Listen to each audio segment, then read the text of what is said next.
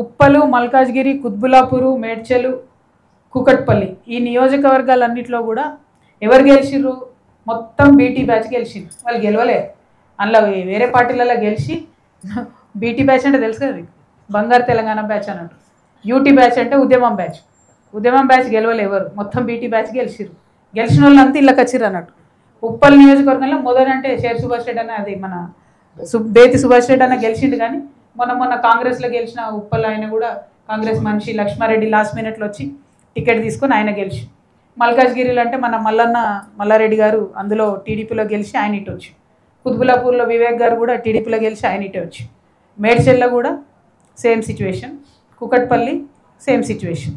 వీళ్ళందరూ ఏంది అని అంటే ఉద్యమాలు చేసినటువంటి ప్రతి ఒక్క ప్రజల్ని కూడా అనగదొక్కి కంప్లీట్గా ఈ బంగారు తెలంగాణ బ్యాచ్ మొత్తం మేడ్చల్లో ఎందుకు వచ్చిరు వీళ్ళంటే అభివృద్ధి కోసం రాలే. ఎందుకంటే అభివృద్ధి అనేది ఏడ కనవలే నాకు మేడ్చల్లో తిరుగుతాయి. అంటే పై సోప్ టాప్ మంచిగా ఉంది, ఒకటో రెండో పెద్ద రోడ్లు ఉంటాయి, దాని చుట్టూ అన్ని ఇంటర్నేషనల్ బ్రాండ్స్ ఉంటాయి, ఓకే.